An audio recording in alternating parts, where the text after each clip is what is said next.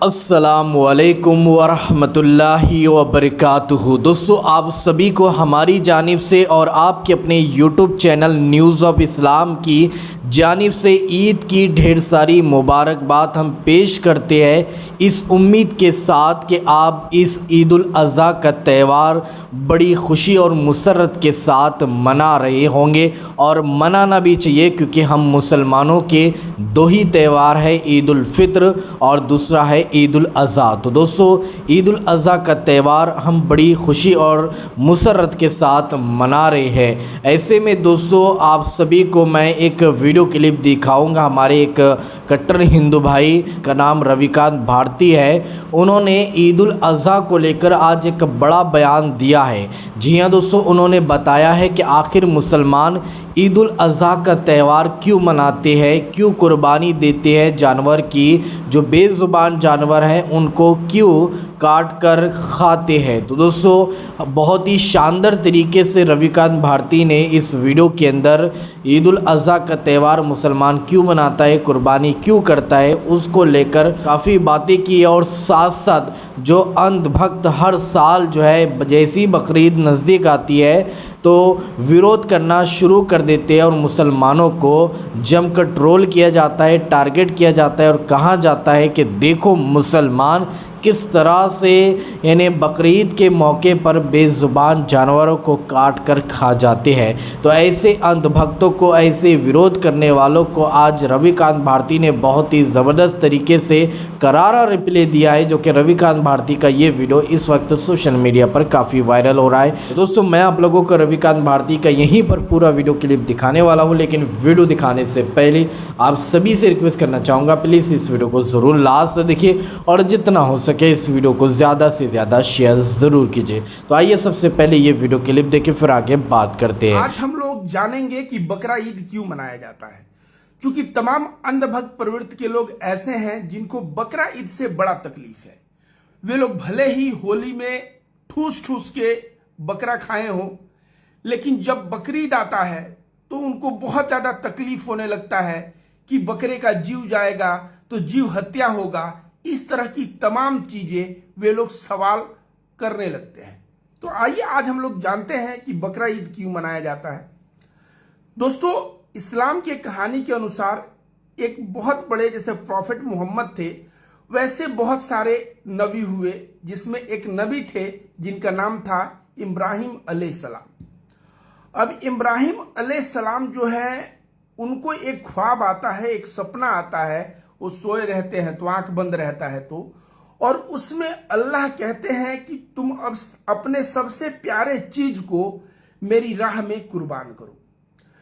तो ये सोचते हैं कि मैं क्या करूं, तो ये तो जानते हैं कि सबसे प्यारा चीज मेरा बेटा इस्माइल है, जो बुढ़ापे में पैदा हुआ है और अल्लाह से मन्नत मांगने के बाद पैदा हुआ है। तो इनके अंदर जो है यह बात थी, लेकिन इन्होंने 100 ऊंटों की कुर्बानी दे दी। इनके पास बहुत सारे ऊंट थे, कुर्बानी दे दी और ये निश्चिंत हो गए। जब अगले दिन यह सोते हैं तो फिर अल्लाह इनको ख्वाब देते हैं और ख्वाब में आता है कि ए इब्राहिम, तुम हमारे राह में अपने सबसे प्यारे चीज को कुर्बान करो।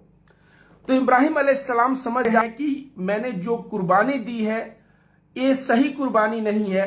अगले दिन यह 200 ऊंटों की कुर्बानी देते हैं। 200 ऊंटों की कुर्बानी देते हैं और निस्फिक्र हो जाते हैं कि मैंने कुर्बानी दे दी। अगले दिन जब वो सोते हैं तो उनको फिर एक ख्वाब आता है और अल्लाह का ख्वाब कि मेरे राह में सबसे प्रिय चीज को कुर्बान करो। तो मोरल ऑफ द स्टोरी, आपका दिल जानता है लेकिन आप फिर भी नहीं कर रहे हो, लेकिन ऊपर वाला तो सब जानता है। ऊपर वाला बार बार याद दिला रहा है कि सबसे प्यारे चीज को कुर्बान करो।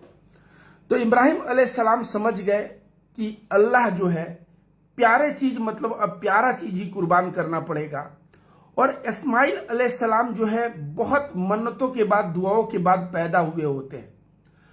तो ये कहते हैं कि अब अपने बच्चे को ही कुर्बान करते हैं, लेकिन बच्चे को कुर्बान करना पिता का अकेले का हक तो है नहीं, माँ का भी हक है। तो इनकी बीवी जो हाजरा है, बीबी हाजरा को कहते हैं बच्चे को अच्छे से कपड़ा पहनाओ, तैयार करो। बच्चे को तैयार किया जाता है। जब ये लेके चल देते हैं अल्लाह के राह में इस्माइल अलैहिस्सलाम को कुर्बान करने के लिए, तो शैतान प्रकट होता है और सबसे पहले बीबी हाजरा के दिल में माँ का ममता दिखाता है कि इतने अरसों बाद एक बच्चा पैदा हुआ और उसको भी कुर्बान करने के लिए तुम्हारा पति ले जा रहा है, और इस तरह की बात शैतान ने किया। लेकिन बीबी हाजरा ने शैतान की एक न सुनी और दुत्कार के शैतान को वहां से भगा दिया। अब शैतान की जब एक न चली तो वो जाता है इब्राहिम अलैहिस्सलाम के पास और उनके अंदर बाप की फीलिंग जगाता है कि बुढ़ापे में बामुश्किल दुआ करने पे एक बच्चा पैदा हुआ है और इसको आप कुर्बान करने चले हो, यह जो है आपके बुढ़ापे का सहारा है, और तमाम चीजें शैतान भड़काने लगता है। इब्राहिम अलैहिस्सलाम एक पत्थर उठाते हैं और शैतान पे फेंकते हैं, शैतान को भगा देते हैं और कहते हैं कि अल्लाह ने जो कहा है मैं वही करूंगा, और मेरा जो सबसे प्यारा चीज है वो भी ईश्वर के लिए मैं समर्पित करूंगा, अल्लाह की राह में मैं समर्पित करूंगा। वह आगे बढ़ते हैं और आगे बढ़ के तो उनको लगता है कि मैं अपने बेटा जो इतना प्यारा है इसका कुर्बानी नहीं कर पाऊंगा, तो अपने आंख पे पट्टी बांध लेते हैं और पट्टी बांधने के बाद अपने बच्चे के गर्दन पे जब चाकू चलाते हैं तो अचानक से अल्लाह जिब्रील को भेजते हैं, जिब्रील अलैहिस्सलाम को, कि जाओ ये मेरा खलील है, पक्का अपने बेटे का कुर्बानी दे देगा मेरी राह में। तो जिब्रील अलैहिस्सलाम एक मेंढा लेके आते हैं, अल्लाह मेंढा लेके भेजते तो मेंढा लेके आते हैं, और जैसे ही चाकू चलता है तो चाकू इस्माइल अलैहिस्सलाम के गर्दन पे चल नहीं रहा था और मेंढा के गर्दन पे तुरंत चाकू चला, और चाकू चला तो इब्राहिम अलैहिस्सलाम के हाथ में खून लगा, और खून लगा तो उन्होंने कहा कि हे अल्लाह, तेरे राह में मैंने अपने सारा सबसे प्यारा चीज कुर्बान कर दिया। लेकिन जब उन्होंने आंख खुला तो देखा बेटा बगल में खड़ा है और मेंढा मरा पड़ा है, कुर्बानी मेंढे की हुई है। तो यहां मोरल ऑफ द स्टोरी एक और बात पता चलता है कि जब आप ईश्वर के लिए पूर्ण समर्पण दिखाते हैं तो ईश्वर भी आपसे प्यारा चीज छीनता नहीं है, क्योंकि वो मेंढा भेज दिए और देखिए उनका बच्चा कैसे बगल में उनके खड़ा रहा।